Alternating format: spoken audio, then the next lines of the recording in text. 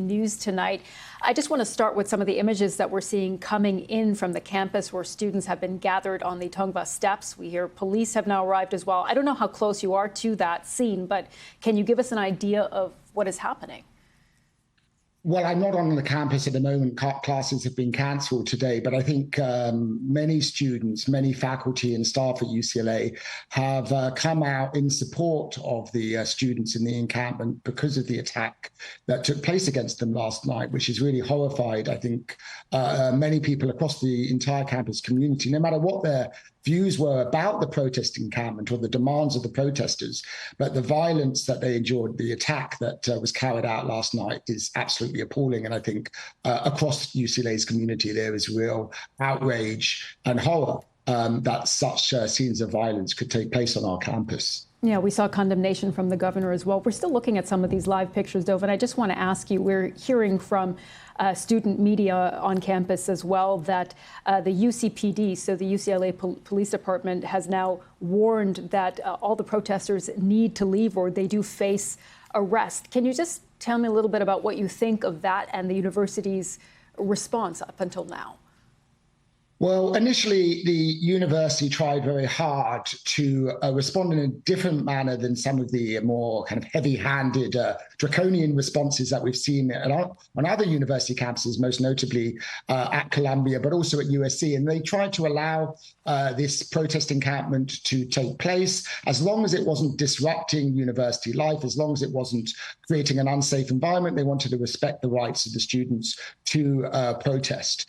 That's become very difficult, particularly as a result of the actions of a small number of violent counter-protesters who really attacked the protesters themselves. So I think now the administration is in a very different position than it was just a few days ago, where it was trying to keep calm, trying to ensure everybody's safety. Now there's a lot of pressure that the administration is facing, both on campus, but outside campus, for this encampment to be dismantled and for the police to be called in to do that.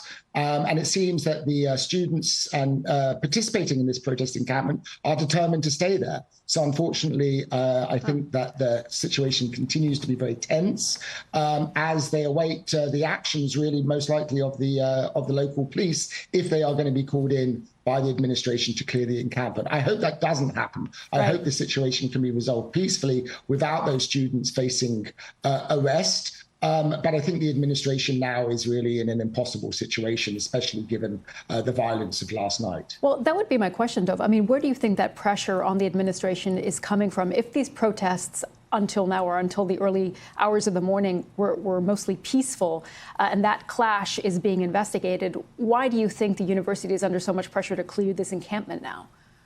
Well, I think there's a couple of factors. First of all, there's the concern for safety. What we saw last night was something that was completely unacceptable, and the administration has to assure the safety of all students, both those inside the protest encampment, but all the students and faculty on campus. And so there's a concern now that this is creating a dangerous environment, essentially, on the campus. And the other concern that the administration have is to ensure that students, faculty and staff can go about their business, can take classes. So today's classes were cancelled. Class probably won't happen in person tomorrow. They're likely to go online. But again, that can't continue for long. I mean, the university has to continue to teach students. It has to continue to do its business. And if the protest encampment, and particularly the protests, the counter protests around it, if that's making that impossible, then I think the administration is going to be faced with no choice but to try to get this encampment ultimately disbanded. Whether that can happen peacefully, unfortunately, I'm not very confident. All right, Dov, we'll have to leave the conversation there, but thank you so much for joining us with your insights from Los Angeles tonight. Thank you for having me.